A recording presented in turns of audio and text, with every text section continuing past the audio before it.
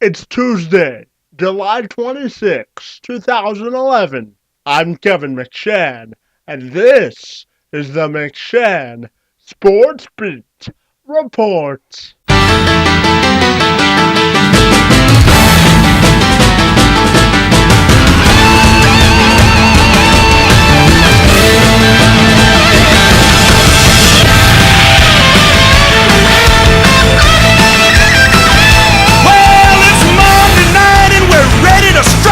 Our special forces are in full flight. We're coming by air and on the ground. Monday Night Football's taking over the town. We gotta get ready. We gotta get right. It's gonna be a battle in the NFL tonight. So get ready. I mean, get ready. Are you ready for some football? On Monday Night Invasion. This is Rockin' Randall Hank with a special alert for the nation. Here come the hits, the bangs, the blocks, and the spikes. Cause all my rowdy friends drop in on Monday night time. Let it fly, boy.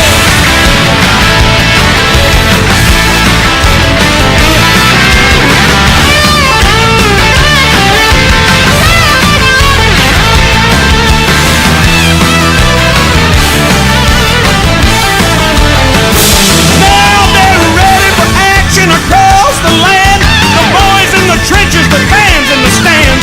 Sounds like thunder when they snap the ball. The bat blasts through a hole in the wall. Receivers rocket on down the line. The defense covers its pressure time. The guys with cannons, the way they throw. ABC's got the most explosive show. Are you ready for the football? A Monday night party? Yes, sir, this is Hank, and my mission is to get this whole thing started. The NFL Players Association's executive board and 32 team reps have voted unanimously to approve the terms of a deal to end the 4.5-month lockout. League owners overwhelmingly approved the proposal last Thursday, but the players wanted some issues resolved before agreeing to the deal. The previous agreement ended in March. The owners then locked out the players, starting the NFL's first work stoppage since 1987. With the players accepting the deal, teams would be able to start signing 2011 draft picks and rookie free agents on Tuesday. Talks with veteran free agents could also start Tuesday, and training camps would be up and running by Sunday. The major issue during the lockout was splitting up more than $9 billion in league revenues. The old agreement saw nearly a 50-50 split. The new deal gives the owners 53% and the players 47%. Other resolved issues include a per-club cap of about $120 million for salary and bonuses in 2011. The new deal would also include a salary system to cap spending on first-round draft picks, and most players could become unrestricted free agents after 4 seasons. Before the lockout ends, the players' antitrust lawsuit also needs to be settled. All 10 named plaintiffs, which include star quarterbacks Tom Brady, Peyton Manning, and Drew Brees, must tell a Minneapolis court they approve of the deal. The final step in getting the players back on the field is the NFLPA reestablishing itself as a union. They decertified back in March when the lockout started, which allowed the players to file their antitrust suit. John Klobuchar, The Associated Press. Good afternoon. As I said before, I'm pleased to have Roger Goodell, the Commissioner of the National Football League, with several of the owners who joined us today. Mr. Richardson, the chairman of the CEC, Mr. Kraft, Mr. Mara, come by today. We're happy that we've got an agreement that we have reached. I'll turn it over to Roger to say a few words, and we'll finish it up. Thanks. Well, it's been a long time coming, and football's back, and that's great news for everybody. I want to thank Dee and all of the players for their leadership and for securing the long-term future of the game. Having a 10-year agreement is extraordinarily great for our game, but most importantly, our fans. And everybody worked hard, everybody had a passion, and everybody believes in this game of football and what we can do to make our game better. And I think this agreement is going to make our game better. So we're grateful for all the work that both parties did to make sure that we came to this day today, and make sure for the fans that we can sit in here and say, football's back. I just wanted to say thanks to everybody who's been involved in this. It has been a very, very long process. And like I said, there's a next step for us to reconstitute as a union. There's issues we need to address very quickly on issues of health, safety, benefits, other collectively bargained issues that we have addressed back in March, but really haven't addressed thus far. I know, and I have a great deal of confidence that both sides are going to engage and take that process with the sobriety and the good faith that we've shown over the last few months to get this deal done. A special thanks to Myra Kraft, who even in her weakest moment allowed Mr. Kraft to come and fight this out. And without him, this deal does not get done. And I don't want to be climatic in any way, but he is a man who helped us save football, and we're so gracious for that. We're gracious for his family and for the opportunity he presented to get this deal done. So thank you very much. We really appreciate it. Thank you, man. After 136 days of contentious labor negotiations, plenty of finger-pointing, and an exhaustive effort on both sides, both the NFL and its Players Association finally have agreed and come to a consensus on a new collective bargaining agreement, which will provide the most popular sports league in all of the land with unprecedented labor peace through the 2020 season, putting an end to the first work stoppage in the league since 1987. With an agreement in place, in principle, work begins almost immediately for everyone across the NFL.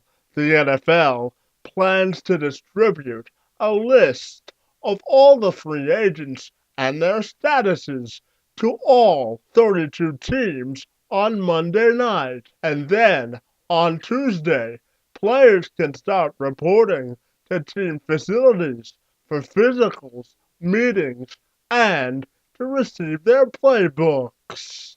However, when veteran free agents sign with a respective team, they will not be allowed to participate in any practices, weight training activities, or workouts until the start of a new league year, which is slated to begin no later than August 4th. Once a new CBA has been ratified, they'll be required to participate in classroom sessions and all non-physical activity. Agent Drew Rosenhaus represents some of the more high-profile free agents on the market in 2011, including wide receivers Plexico Burress and Terrell Owens.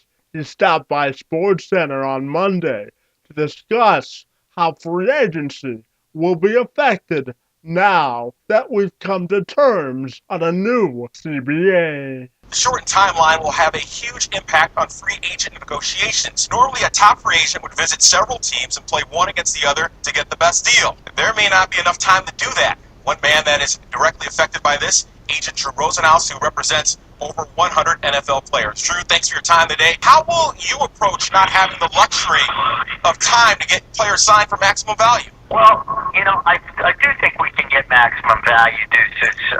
While there is a sense of urgency to get your guys signed in time for training camp, you're certainly going to prioritize getting the best deal and security before the timing element. The guys have waited for 4 years who are free agents, in some cases 5 years and 6 years. And, I just won't take any deal because the guy wants to get, to camp on time. I mean, we're going to approach this the same way, and we're going to make sure that we get a fair deal, and then guys will go to training camp. It's not going to be possible to get all your players signed in time for the start of training camp, Deuces. So, certainly we're going to go about it in a very methodical way, and, we'll have a sense of urgency, but we won't be rushed into anything. Do you get the sense that when you have a free agent visit a team that they're going to try to not let him even leave the building and try to get him signed quickly? Yeah, that's always been the case, though, and because teams can't sign free agents until Friday and just about everybody will be in a training camp, there will be a great sense of urgency. Now, we'll spin that and we'll use that against the teams because in the past when you negotiate with them, it was in, March. They had plenty of time. They could play cat and mouse with you. They could lowball you. They're going to have to hit you with their best shot. You're going to have very meaningful negotiations from the teams because they're going to be very hungry to get guys signed in time so that they can get players into practice. So it's a great deal for the agents, too, because we're going to be dealing with teams who are going to really be intense and operating with a sense of urgency. Drew, you represent Plexico Burrs, who's looking to make a return to the NFL after spending nearly 2 years in prison. What kind of interest might Plexico draw? Deuces, I've said this all along. I mean, we definitely think there's going to be a great market for Plexico. We're very excited about this process getting here for him. He's waited a long time to be in this position. I've certainly been not permitted to talk to any other teams, but I can promise you that there will be many teams interested in signing him, and he will be one of the guys that signs shortly after free agency begins on Friday. NFL Players Association President Kevin Mawae took some time out on Monday to speak to NFL Network's Albert Breer about how this deal came to pass. First of all, I want to start this on a personal note for you. Where were you when you found out this thing was put to bed, and what were some of the emotions that were going through your head? We were all sitting upstairs in Dee's office, the entire executive committee and others, and we were on the call, and we had 32 player reps on the call, and we're hammering home the points and making sure that they all understood everything that was in the details. And one thing that we said is that we wouldn't push something forward unless all our guys agreed, unless they understood exactly what was at stake, and we did. We took our roll call vote, and it was unanimous that our board would recommend this to the players in the NFL. And a lot of hugs and handshakes, but I think it's been a long time for everybody that's been in the room, and for all of our fans and everybody involved. And I'll sit back tomorrow and the next week and think about what's just happened today, and it'll probably hit us. Everybody says that a fair deal is one that everybody doesn't like for certain reasons. What was really important that you guys did get in this deal going forward? I think more than anything, there's only two things that really stuck out throughout all these negotiations was finances and control. The players never asked for another dime in this deal, but one thing we did get was control of our careers, and I think that's something that's in the details of the deal. But we addressed every issue that the owners had, and we came to agreeable situations in all those deals. And at the end of the day, our players feel like they have more control, whether it be off-season conditioning, in-season work rules, things like that, the ability to hit the free agent market, and to be paid fairly for it. And while on the same side, I believe the owners feel like they got what they needed in terms of growing revenues, building new stadiums and things like that. So it's a win-win for both sides. Not everybody can be happy all the time, but today I think there's a lot of happy people. There's a reason they tell us that patience is a virtue, and that anything worth doing requires plenty of grunt work, is filled with high emotions, blood, sweat, and tears.